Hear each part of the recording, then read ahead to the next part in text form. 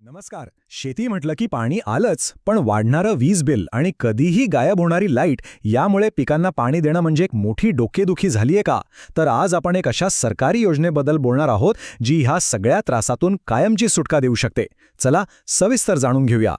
हो ना, पिकांना पाणी तर द्यावंच लागतं, पण ते भरमसाठ वीज बिल भरणं आणि ऐनवेळी होणाऱ्या लोडशेडिंगमुळे पिकांना वेळेवर पाणी न देता येणं, याने अनेक शेतकरी बांधव अक्षरशः वैतागले आहेत. हीच अडचण मुळापासून सोडवण्यासाठी ही योजना आणली आहे. खरं तर पारंपरिक पद्धतीने सिंचन करायचं म्हणजे पूर्णपणे विजेवर अवलंबून राहावं लागतं. जी महाग तर आहेच, पण ती वेळेवर मिळेल ह्याची काहीच गॅरंटी नसते. मग यामुळे होतं काय? पिकांना पाणी कधी मिळणार हेच नक्की नसतं आणि शेतीचा खर्च मात्र वाढतच जातो. तर या सगळ्या त्रासावर एक जबरदस्त उपाय आहे, सरकारची सौर कृषी पंप योजना. ही योजना शेतकऱ्यांना विजेच्या बाबतीत पूर्णपणे स्वावलंबी बनवते. या योजनेचा सगळ्यात मोठं वचन अगदी सोपं आणि स्पष्ट आहे. दिवसा सूर्यप्रकाशात बिनधास्तपणे सिंचन करा आणि वीज बिलाच्या कटकटीतून कायमची सुटका मिळवा. चला आता बघूया की या योजनेत नेमकं काय काय मिळतं. सगळ्यात पहिलं म्हणजे एक स्वतंत्र आणि कायमस्वरूपी सिंचनाची सोय.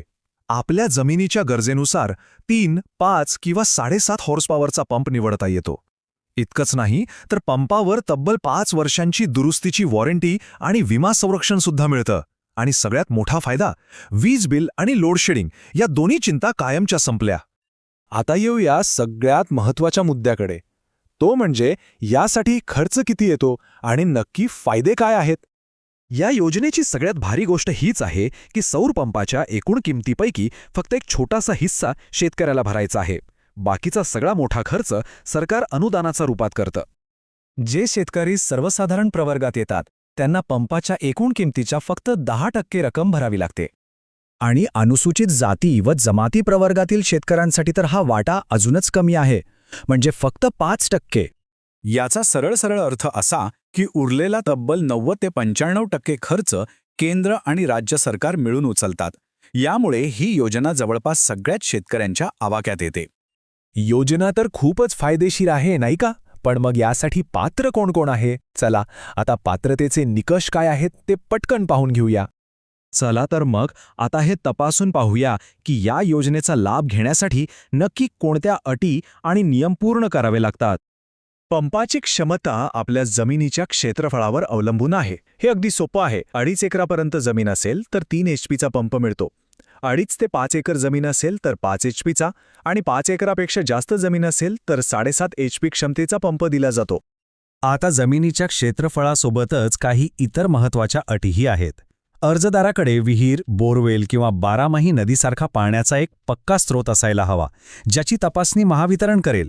एक गोष्ट लक्षात ठेवायची आहे की जलसंधारणाच्या साठ्यामधून पाणी उपसण्यासाठी हा पंप वापरता येणार नाही. आणि हो, सगळ्यात महत्त्वाचं म्हणजे या आधीच्या कोणत्याही सरकारी सौर पंप योजनेचा फायदा घेतलेला नसावा.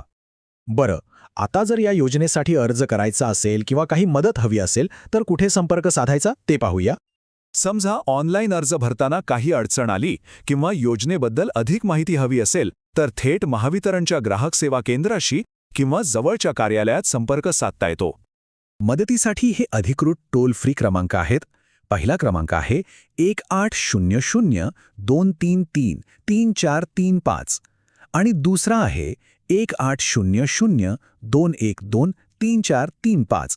यावर फोन करून सगळी माहिती आणि मदत नक्कीच मिळेल.